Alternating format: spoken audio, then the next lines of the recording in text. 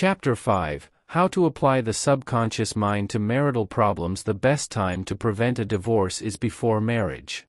Ignorance of the powers within you is the cause of all of your marital trouble. Learn how to attract the right wife or husband.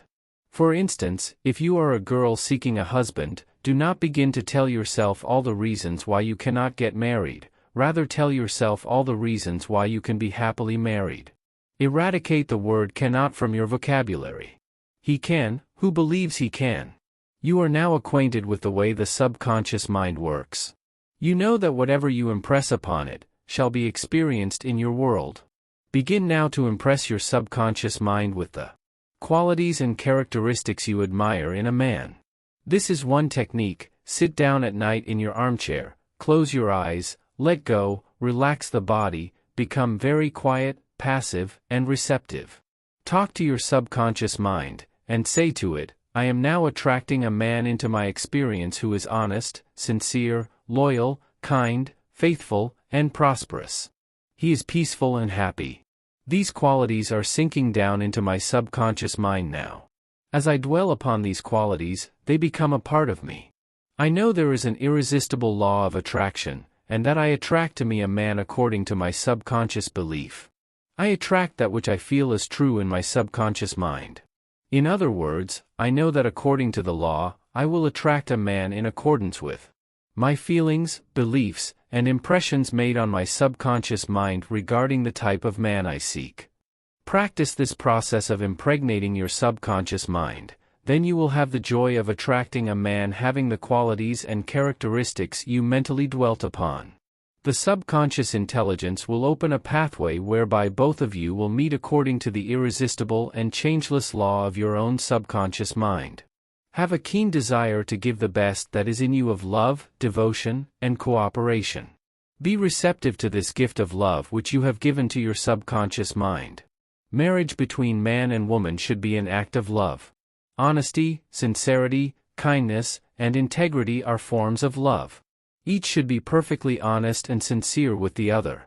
There is not a true marriage when the man marries a woman for her money, social position, or to lift his ego, because there is no sincerity or honesty there. The marriage is not of the heart. When a woman says, I am tired of working, I want to get married, because I want security, her premise is false. She is not using the laws of mind correctly. Her security depends upon her knowledge of the interaction of the conscious and subconscious mind and its application. For example, a woman will never lack for wealth or health if she applies the technique outlined in the respective chapters of this book. Her wealth can come to her independent of her husband, father, or anyone else. A woman is not dependent on her husband for health, peace, joy, inspiration, guidance, love, wealth, security, happiness, or anything in the world. Her security and peace of mind come from her knowledge of the inner powers within her, and her constant use of the laws of her own mind in a constructive fashion. Marrying for money or to get even with someone is, of course, a farce and a masquerade.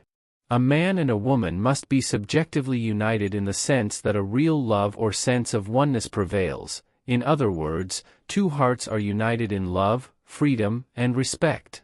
A number of people have said to me, "Oh, we love each other, why should we bother getting married?"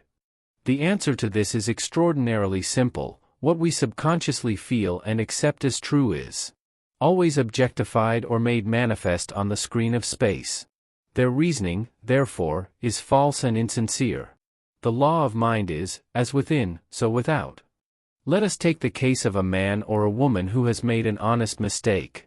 She now finds herself married to a drug addict. He refuses to work, she has to support him, he is ruthless and cruel. It is true that due to her state of mind, she attracted that man, yet she is not condemned to live in a world of misery brought about by her own mood or ignorance. Had she used her subconscious mind in the right way, this would not have happened. I am sure that if you fell into the gutter, slipped perhaps on a banana peel, it would be silly to condemn yourself and stay in the gutter. The obvious thing to do would be to get up and out of the gutter, wash yourself, and keep on going. The woman herein referred to packed her belongings and left this man. She realized it was an intolerable situation. Surely this woman is not condemned to live with this man when their hearts and minds are miles apart. You can tie two people together with a rope, yet they can be as far apart as the poles in thought, feeling, and perspective. You are divorced mentally when your mind and heart are elsewhere. To stay together in such circumstances is chaotic from all angles. Marriage is a union of two hearts. There is no marriage where the hearts are not bound together in love and peace. Adultery takes place in the heart first. The heart is the seat of the emotions. If you are resentful, hateful, and critical of your partner, you have already committed adultery in your heart. To direct your mental and emotional operations along destructive and negative channels is to commit adultery. Always remember the adulterous state takes place in the mind.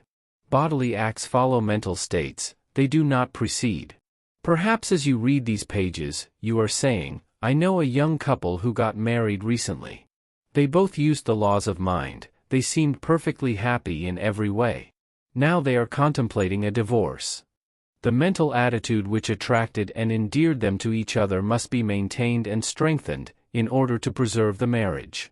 If a disagreement arises or some slight argument occurs, and one of the partners engages the mind on a negative idea such as resentment or hostility, he is uniting with the error in his mind, and it is destructive to marital happiness. The little arguments and quarrels which married people engage in will not hurt, it is the sustained grudge or ill feeling which does the damage. When the harsh words said are all forgotten and forgiven a few minutes later, no harm has been done. It is when the feeling of being hurt is prolonged, that the danger lies. If a man begins to brood, grows morbid against his wife, because of the things she did or said, he is committing adultery, since he is mentally engaged in bitterness. This mood will endanger the marriage except he forgives and radiates love and goodwill to his partner. Let the man who is bitter and resentful swallow his sharp remarks, let him go to great lengths to be considerate, kind, and courteous. He can deftly skirt the differences. Through practice and mental effort, he can get out of the habit of antagonism, then he will be able to get along better not only with his wife, but with business associates also. Assume the harmonious state, and eventually you will find peace and harmony. Let us have a few remarks about the nagging wife. Many times, the reason she is a nagger is because she gets no attention, oftentimes it is a craving for love and affection. Give it to her. There is also the nagging type of woman who wants to make the man conform to her particular pattern. This is about the quickest way in the world to get rid of a man. The wife and the husband must cease being scavengers, always looking at the petty faults or errors in each other. Let each give attention and praise to the positive and wonderful qualities in the other. A great mistake is to discuss your marital problems or difficulties with neighbors and relatives. Suppose, for example, a wife says to the neighbor, "John never gives me any money, he treats my mother abominably, drinks to excess, and he is constantly abusive and insulting." Now this wife is degrading and belittling her husband in the eyes of all the neighbors and relatives. He no longer appears as the ideal husband to them. Never discuss your marital problems with anyone except a trained counselor. Why have many people thinking negatively of your marriage? Moreover, as you discuss and dwell upon these shortcomings of your husband, you are actually creating these states within yourself. Who is thinking and feeling it? You are. As you think and feel, so are you. Relatives will usually always give you the wrong advice. It is usually biased and prejudiced, because it is not given in an impersonal way. Any advice you receive which violates the golden rule, which is a cosmic law, is not good or sound. It is well to remember that no two human beings ever lived beneath the same roof without clashes of temperament, periods of hurt and strain. Never display the unhappy side of your marriage to your friends. Keep your quarrels to yourself. Refrain from criticism and condemnation of your partner. If there are children in the home, let the father praise their mother, let him call attention at times to her fine qualities and the happy aspects of the home. A husband must not try and make his wife over into a second edition of himself. The tactless attempt to change her in many ways is so foreign to her nature. These attempts are always foolish. Many times, they result in a dissolution of the marriage. These attempts to alter her, destroy her pride and self-esteem, and arouse a spirit of contrariness and resentment that proves fatal to the marriage bond. Adjustments are needed, of course, but if you have a good look inside of your own mind, and study your character and behavior, you will find so many shortcomings there to keep you busy the rest of your life. If you say, "I will make him over into what I want," you are looking for trouble and the divorce court. You are asking for misery. You will have to learn the hard way that there is no one to change but yourself. If you have a marital problem, ask yourself what it is you want, then realize that you can achieve that goal. You would solve your marital problem in the same way as any other problem. Define clearly what you want, then realize that what the mind engages in, it creates. A woman told me one time that after 30 years her husband began to drink heavily, neglecting his home and children. She began to claim peace and harmony in her home and heart. She paid no attention to the circumstances or conditions. She quietly engaged her mind on her goal, knowing that her subconscious mind would bring about and magnify what she gave her attention to. Harmony and peace were again restored after a few months' devotion to her true goal. This is an illustration of the miracles of the subconscious mind. By resenting and fighting the situation, this woman would only make matters worse. If there is quarreling and bickering in the home, turn your attention away from personalities, environments, and conditions, and focus your attention on your ideal, which is love, peace, and harmony. As you feed your mind upon these ideas, the subconscious mind will respond and bring about harmony. I am often asked this question: if one of the partners has an intense desire to terminate the marriage, and the other has an equally intense desire to remain united in marriage, and they are both sincere, what will happen? In such cases there is a mental tug-of-war. This is a house divided against itself. Sooner or later it will dissolve. However, their attitude of mind may prolong the situation. The proper and correct way to solve this marital problem is to lift the thought above personalities and conditions and begin to direct your thought to your true desire, trusting the infinite intelligence within you to bring about the perfect solution.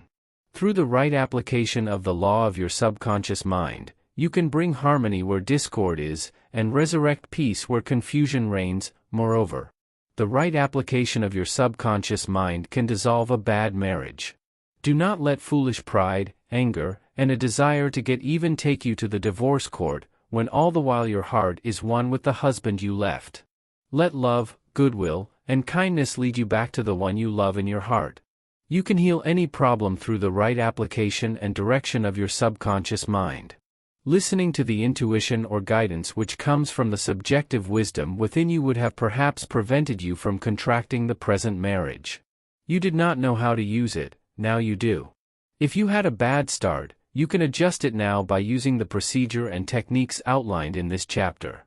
By exalting and lifting up your partner in thought and feeling, and always cherishing the lovely qualities which brought you together, you can make your marriage a beautiful experience and a joy forever.